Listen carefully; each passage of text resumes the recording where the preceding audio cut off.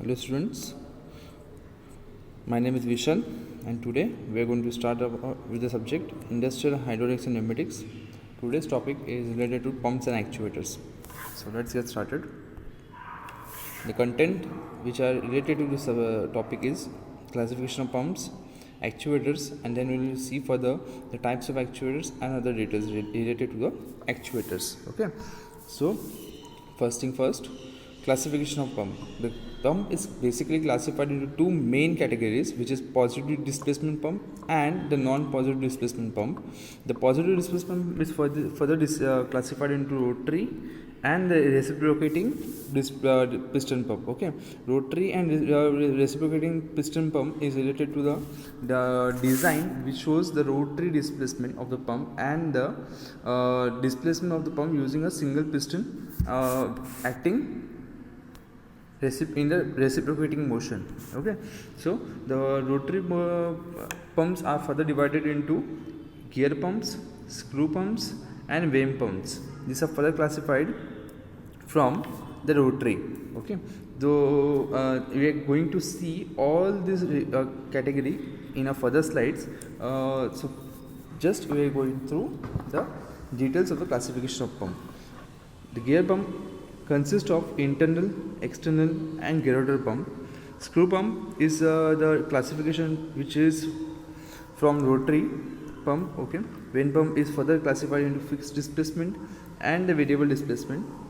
Unbalanced and balanced are classified from fixed displacement pump. Okay, reciprocating pump are further classified into radial piston and axial. Radial piston means we are having a piston which are radially acting. Okay, we are actually using that velocity with respect to the radial action. And when I am talking about the axial piston is the pump which is related to the motion of the piston using the axial movement. When I am talking about the radial movement, is further classified into stationary cylinder or the stationary piston. Then bent axis, inline axis, all these are the types of axial pump. Okay. We will move forward to our next topic, which is related to the positive displacement pump and the rotary dynamic pump and the distinguish between this. So positive displacement pump delivers fluid in a discrete volume or cycle. When I am talking about rotor dynamics, the pump it delivers a continuous fluid. I will show you some examples. See, I am having a piston. Okay, I am talking about a piston. I am having a piston over here. Suppose I am having this piston, and it is in the cylinder. So when for a particular period of time it is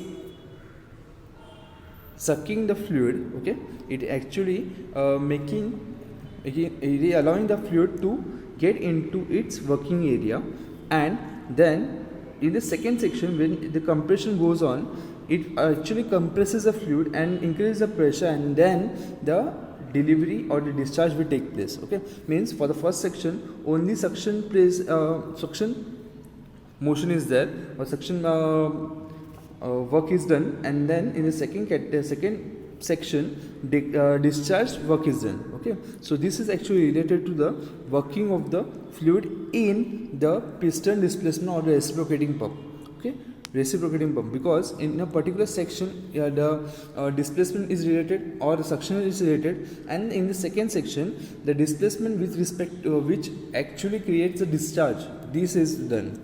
Okay, so we need to just divide all those things in two sections. First section is related to a suction and the second is related to a delivery. So in this second section the delivery takes place. In the first section delivery will not take place. Okay, so it is actually a discrete supply of fluid. Okay, it is not making a continuous supply, it is actually delivering the fluid in a particular time of period. Okay, so whereas in the rotary pump actually deals with the rotary supply. Okay, I am having these blades, and this is actually the center of the blade. When the suction takes place. The continuous suction is happening in this process, and then after compression the delivery takes place. Okay, also in this process the delivery suction is continuous and the delivery is also continuous. Both are working in a simultaneous and order, because of which we get a continuous output from this pump. Okay, so it delivers fluid in discrete volume and it delivers in a continuous flow. Discharge depends on speed only. Discharge depends on resisting pressure. Okay, I have discussed you about this. When I am having a piston, the displacement or the speed with which the compression takes place, it depends upon that. And when I am talking about rotary pump will completely depend upon the pressure. It is related to pressure, okay, resisting pressure. So when I am talking about pressure, it means rotary pump, and when I am talking about the velocity, displacement, all these terms, it is related to the positive displacement pump or the reciprocating pump. Okay, then separate sealing between low pressure and high pressure regions. No separate sealing between high and low pressure regions. Work done on the fluid is in the form of pressure energy. Work done in the fluid is in the form of kinetic energy. Okay, unlimited pressure energy can be built up. Limited pressure energy can be built up. Okay, so this is all related to the distinguish between positive and rotodynamic pump. We will move further. The classification of each and every one is explained over here in detail. So initially we will start with our first pump, which is external gear pump. Over here we are using a gear and the second gear is meshed with that. Okay, I am just making a complete motion, or I am giving a motion to a first gear, because of which the second gear, which is engaged with the first gear, rotates. Okay, when the rotation takes place, it creates a suction over here. Because of which the fluid gets a chance to get inside the pump. Okay, get into the pump, and once the pump gets into the once the fluid gets into the pump, it actually gets separated into two forms. Okay, one with the first gear and other with the second gear. Because of the reduction in the area, see over here, this much big area is there, and then inside the gear teeth only small area is there. So because of the reduction of the area, the pressure is been generated, and then this pressure gets added up over here and it moves further. This is actually a working of external gear pump. As the pressure is formulated as pressure is a force upon area. As the area reduces, the pressure increases. So this is a basic mathematical explanation of this pump. So because of reduction of the area, the pressure increases. Okay. Internal gear pump. Internal gear pump is related to the pump which is having a stationary object in between. It is actually one kind of internal gears. Okay, this is an external gear which is attached or engaged with the internal gearing. Okay, this is an gear, and this is another gear which is engaged internally. This is having a stationary part in between, which actually separates or reduces the area, because of which the pressure increases. See, it creates a suction over here because the fluid goes inside the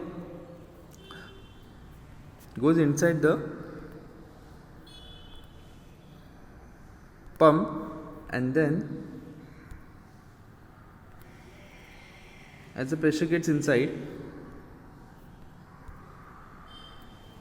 it comes in contact with the stationary object.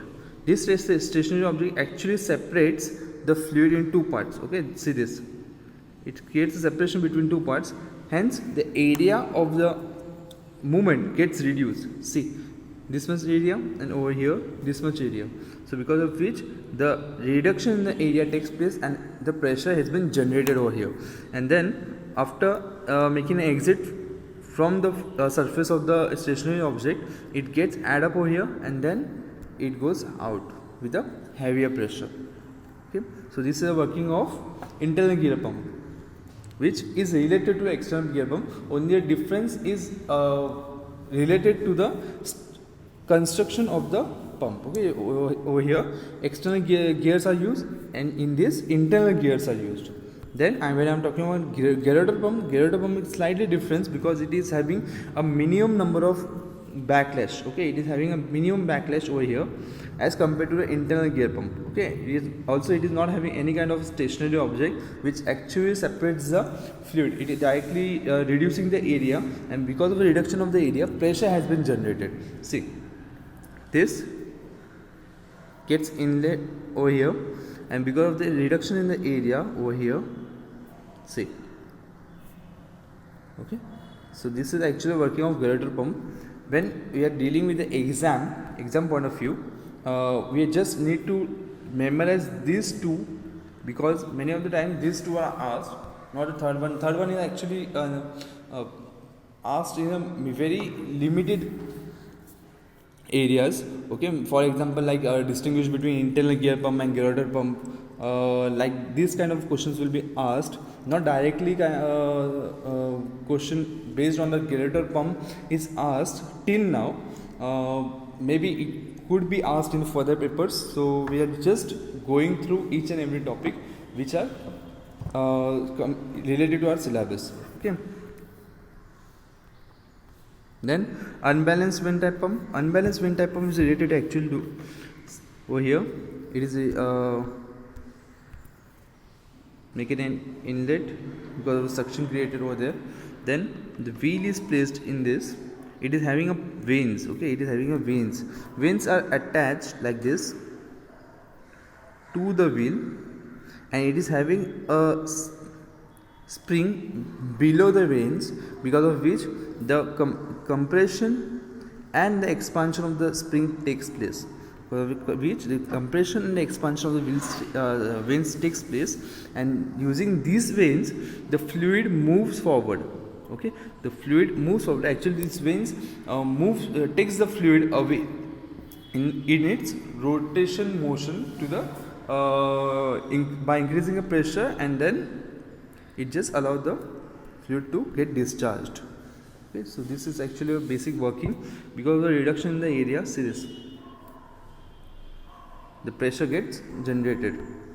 So this is the working of the unbalanced pump. The veins are related to the working of the fluid in working of the pump, in which the veins take away the fluid and gives a velocity to the pump, to the flow, and because of which the velocity and the pressure has been generated over here. Okay. Screw pump is actually related to the two screws. Okay, these are actually two screws. These screws are meshed with each other, and a thin line or thin layer of fluid is allowed to pass in between. Okay, in between these screws. So because of the reduction in the area, the pressure has been generated, and consistently reduction in the area. Okay, it is sometimes it actually been reduced consistently, because of which the heavier pressure has been generated in the flow of the fluid. So you can see this blue line, which is the inlet, which allows the fluid to move further, and because of which the fluid gets in between the gap of the screws, and then it moves further, increasing the pressure. Okay, this is the basic diagram of the screw pump. Then the lobe pump is related to the it is actually similar to the external gear pump. Only the difference is that in external gear pump we are using two external gears, and in this we are using a designed lobe, okay, designed blades, because of which the efficiency of the pump increases. Okay, it is actually optional. When I'm using a gear, it is considered to be external gear pump, and when I'm talking about the design blades, it is called as lobe pump. Okay, both the working and everything are same, only the design construction part is different. So this I'm talking about the blades, design blades. These are having a two lobes, okay, two lobes in a single pump, and we are having 4 teeths and 2 lobes over here. Okay, this is also called a lobe, this is also called a lobe, but these are actually a designed lobes. Okay, designed lobes. So as the arrow shows, the fluid gets inside, then the fluid gets separated, and because of the reduction of the area, the pressure gets increased, and because of this the fluid moves further, and then after the addition of the pressure, it comes out from the discharge zone. Simple piston pump. This is actually a piston cylinder, consists of a piston which moves forward and backward consistently. To and fro motion is there because of the rotation of the motor or the crankshaft. Then connecting rod is connected over here using a crankshaft and the crosshead. Okay, crosshead. So because of the motion, we get an easy to and fro motion. As I have discussed about this, the suction takes place in over here for a particular section, and then the piston moves in the backward direction. Okay, piston will move in the backward direction, but as soon as the bottom line head has been touched, okay, bottom line head has been touched, it will move in the forward direction, compressing the inlet or the sucked fluid inside the cylinder. It will start compressing, and once it has been moved to a upper limit or the top dead center, it will discharge the fluid from the discharge zone or discharge valve. Okay, this is a simple piston pump which is related to the normal working of the piston pump. This is swash plate axial piston pump. It is related to the working of the swash plate. Is having n number of piston cylinders together, n number of piston and cylinders together. Okay, we can say 6, 8, 9, 10, 11, n number of piston we can use in this. All these pistons are connected to a single plate. All these pistons are connected to a single plate, and this plate is inclined or aligned at a particular angle. Okay, this plate is aligned in a particular angle, and because of which the movement or the rotary motion of the plate takes place, and as the motion of the connecting rod from the top to the bottom takes place, okay, the compression of the piston happens automatically. Okay, see this blue areas are the cylinder area, and the piston over here is at the bottom dead center. Okay, bottom dead center means like this. Okay, at this top, and when I am talking about over here, the piston is like this. Okay, so the minimum area is there over here, and over here the maximum area is there. So when I am working on this type of a pump, I must know the complete working of this pump. Because of this swash plate, the whole pump has been working properly. Once this angle gets disturbed, the complete pump or the complete pump related activities gets disturbed. Okay, so we have to maintain this angle properly, and then we have to move further.